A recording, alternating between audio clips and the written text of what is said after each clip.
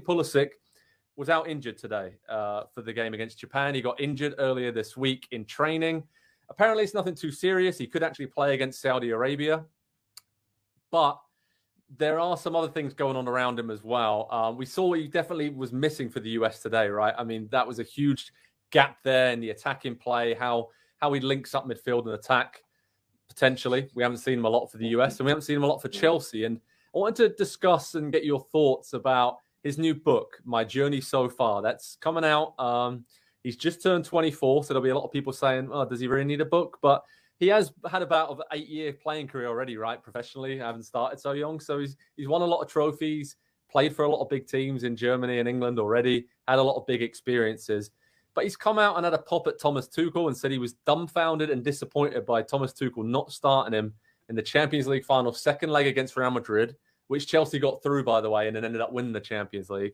But he said that Tuchel told him he was going to start. That's why he left him out against Fulham a few days earlier. And he's kind of dredging up all these thoughts and feelings he had towards the now ex-Chelsea boss, which I assume he wasn't when Pulisic was actually putting this book together.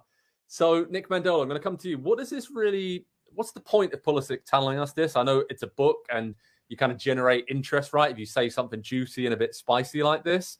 But I mean, what does he really have to gain from this? Because the only reaction I'm seeing is from Chelsea fans saying, you know what, mate, just focus on the football, focus on being fit and focus on doing something on the pitch. Why are you complaining about this? So I don't really see what he has to gain from this apart from selling books, which is obviously the aim of the game in this scenario. But I feel like this wasn't really necessary. That's my thoughts. What do you think?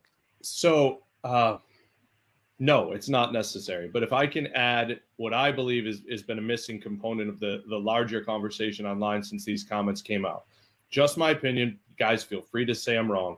I remember getting press materials for this book back in early August before the season started. I know Joe and you and I talked about it for a number of reasons. And this book was going to come out. I think this dude thought he was getting out of Chelsea. And I think that's why the book has taken so long to come out. And I don't think it's coincidence these excerpts are out now that Thomas Tuchel is gone. I believe it's more of a pictorial kind of digest of him growing within the game, less than about his. So people treating it like Roy Keane's book, I think it's a little bit different than that. I think he's been waiting to put this book out. I think he figured he'd be somewhere else. And didn't we all kind of figure he might leave this summer? Also, let's be honest. I love this guy as a player. I love the way he leads by example and anger and that sort of Clint Dempsey-esque what we like to see when he's on the pitch. But it's obviously he's a different sort of cat. He doesn't think about what other people think. He thinks about what he thinks. And I disagree with that. I think he thinks a lot about what everybody. I think that's probably what drives a lot of this. Like this is to me, this is his opportunity. I'm going to have my say now. Like everybody has an opinion on me, and we have opinions on Christian Pulisic every week. He's like, this is my chance, my book. Nobody can take that from me. So let me rephrase that real quickly. Not that he doesn't care what other people think. He wants his opinions and his belief, which he knows are right and no one else is, to be out there in front and center. And when you put it in a book, it's unchallenged because it's not a conversation. It's not an interview. It's not online where there's back. Like my book is my story. Like I said what I said. Yeah. Yeah. Like his coach, like his national team coach. There's a lot of similarities there. There is. And I think when we look at Christian Pulisic, right, like you said, Andy, we all have opinions on him. We know that his character can be a bit spiky at times. We saw his comments after the US-Morocco game in the summer when he's not afraid to say things that are unpopular. He's a very determined, very single-minded character. I just wonder if you're Greg Berhalter or if you're Graham Potter coming into Chelsea and you're seeing things like this coming from him, and you kind of hear murmurings and rumblings that he's not happy. He wants to play in different positions and all the rest of it. What does that tell you about his character and sort of maybe his frustrations as well as a person and as a player? Yeah, I think this is somebody who, like every player to get to that point has faced some adversity and had to overcome that. I think that's just part of being an athlete and becoming a professional. But I think to this degree, he's probably never faced this kind of a challenge where he simply, I think it's clear, he cannot understand why he's not playing. And whether Thomas Tuchel was right or wrong, whether Graham Potter is going to be right or wrong, he cannot fathom, or he just can't understand the logic of, why am I not playing? I'm clearly one of the best players in this team. He believes that, and that's necessary. Like, you don't get to the level that Christian Pulisic is at without believing, I am going to be, or I am already, one of the best players in the world. Whether you are or not, you believe that you are. And so when you are repeatedly, I mean, we're going on, it's over 12 months now since he's been a regular player. It's probably been about 18 since the FA Cup final when he got hurt. Like, that seems to have, I don't know if that was like truly the turning point, but that feels like it's kind of, in hindsight, been a big moment for him. And so, yeah, it's unfortunate. And I do wonder, like, looking forward, if you're another club, it's obvious that he's going to try and move on either in January or in the summer. If you're another club and he's presented to you as an option, he's a 24-year-old who's already written a book and kind of thrown a former coach under the bus a little bit after the fact, after he was fired, and that's not super appealing to me as another club, and certainly not another manager who is going to be in charge of if you bring him in, you don't rate him quite well enough and he's unhappy, is he going to do the exact same thing? Like, maybe it's water off your back, but it's just another storyline. It's another thing for him to be criticized for, that I think at this point of his career, with what he's got going on, he certainly doesn't need it right now. I agree with you. And Nick, when it comes to Pulisic, obviously he was injured for this game against Japan, but did this just kind of highlight how important he is to the US? I mentioned it a bit earlier, but I think no matter what he's saying off the pitch, on the pitch for the US, as long as he's fit, and that is the big question mark. All the comments are about,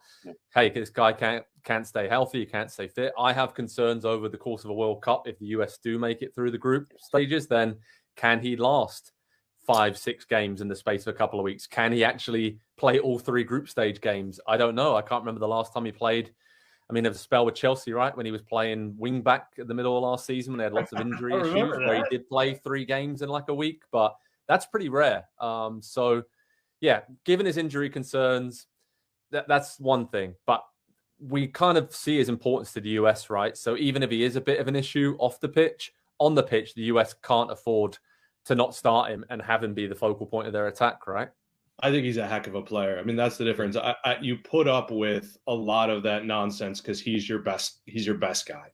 And I know Aronson, we like what Aronson brings, but I think it's been too long, mostly because of Chelsea, that we've gotten to see Christian Pulisic anywhere near his best. And the minute you see him again at his best, you're going to remember how special of a talent he is. I just don't think there's any question there. And I've forgotten it too, right? I was tempted to say, well, how would I feel if Aronson wasn't there? Not as bad as if I didn't see Christian Pulisic in a US shirt. And when I look at him, it's worth overcoming the nonsense. I think about Gareth Bale and what he means to Wales. I think about back in the day, speaking of getting out of a tricky group, what Brian Ruiz meant to Costa Rica. I might be mixing up my timelines there, but there are players, especially with CONCACAF team. And that's the other thing. One quick US point, let's not derail the Pulisic conversation, but let's also not forget CONCACAF is underrated and underappreciated. It's still not awesome. So just because it's undervalued doesn't make it great and strong all the way throughout. And that's why these friendlies, I'm happy they scheduled them. That's why I want to see Christian Pulisic in it. Also, finally, don't forget, Greg Berhalter said before the game that if this were a World Cup game, Pulisic would have started. This is a knock. It's precautionary. He's going to start against Saudi Arabia. So let's see how he looks. Yeah, and I think that, again, underlines his importance, right? They're like, even if there's a slight doubt, we cannot afford for this guy to be injured or carrying a knock over the next couple of months and do anything to jeopardize him not being starting and probably captain of the team when they walk out against Wales and Qatar in November. Hi there, I'm Rebecca Lowe, studio host for NBC's coverage of the Premier League. Don't forget to hit subscribe to watch more videos all season long. For even more Premier League content, from original series to live matches, head over to Peacock and be sure to tune in for Premier League mornings every weekend on USA Network and on Peacock. We will see you over there.